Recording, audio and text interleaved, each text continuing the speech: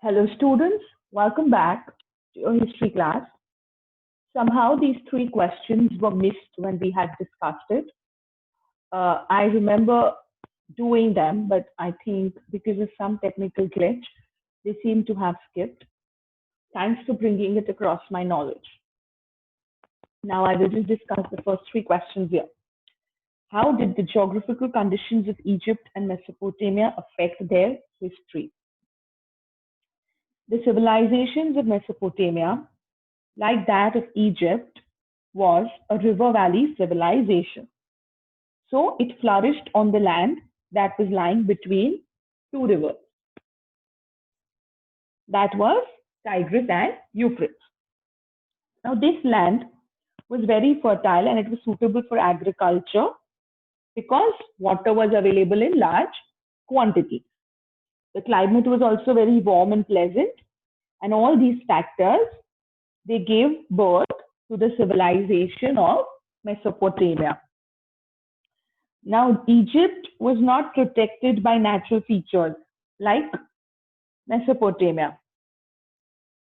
Sorry, Egypt was protected by natural features and was exposed, and unlike Egypt, it was not protected by natural features and it was exposed to foreign invasions. Mesopotamia was exposed to foreign invasions. So Mesopotamia served as a reservoir into which constantly streams of different people poured in and out.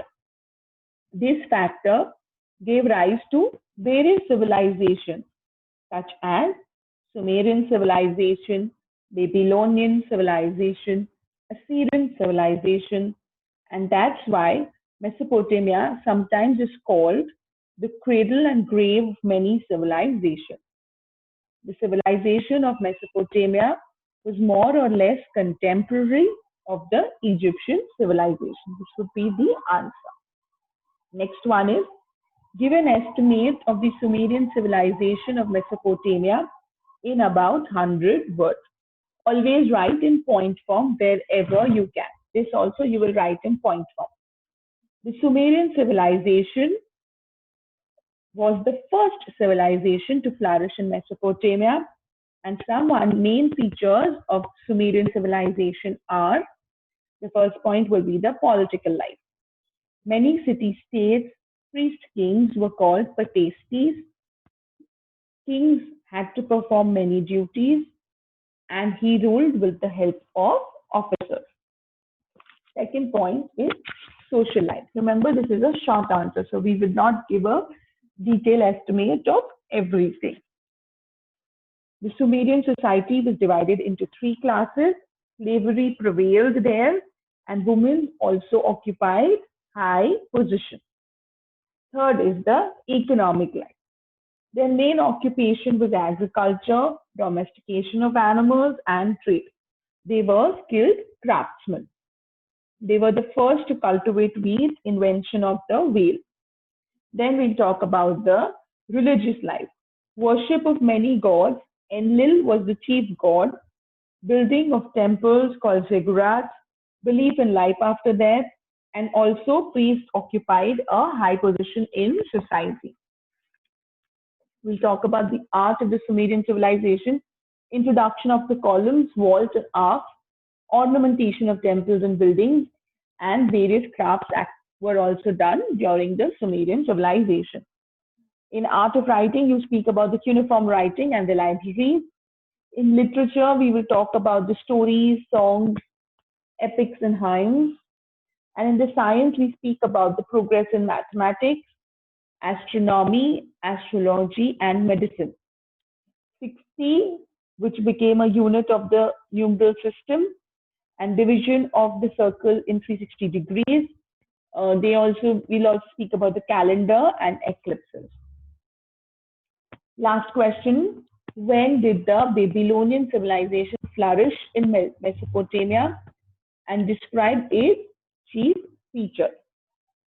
The civilization that flourished in Mesopotamia after Sumerian civilization was that of Babylonian civilization. The main achievement of this civilization were and then you have it in the point form. Number one, the Babylonian civilization flourished from 2750 to 1600 BC. The city of Babylon was laid about 2500 BC, and the king Hammurabi made it the center of Babylonian civilization. The second point after this is the political life. So where the king was the representative of God on earth, Hammurabi was a great king. He extended his empire. Second, we speak about Hammurabi's code of law.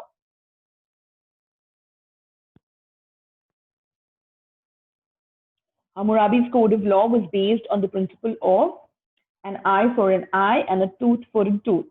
There were in all 300 laws. Fourth, social life. Society was divided into upper, middle, and lower classes, high position of women, marriage, and a legal bondage. Number four, economic life. Agriculture, domestication of animals, industry and commerce, trade relations with other countries. Religious life. Belief in polytheism and worship of many gods. Marduk and Ishtar worshipped everywhere. Construction of beautiful and high temples. Priests highly respected. Art. Buildings not so beautiful and massive as in Egypt. Art of painting and sculpture not much developed. Artistic sales, various crafts, hanging gardens were all the features of the art and architecture of the Babylonian civilization. Art of writing, literature, science, and education. Babylonians adopted cuneiform writing system. Mythology and epics were the favorite forms of literature. Gilgamesh was the greatest epic. Development of algebra and geometry, invention of digits, establishment of observatories to observe planets, coins, weights and measures, knowledge of medicine, and great stress on education and handwriting. All the others were discussed in the previous video. These three were missed. Best of luck. Write your answers in point form wherever possible. Be very well prepared for the exam. Go through all the question answers I've discussed with you. Go through the chapter again and again. Apply your understanding. Apply your knowledge. Best of luck. Take care. Stay home and stay safe. Thank you.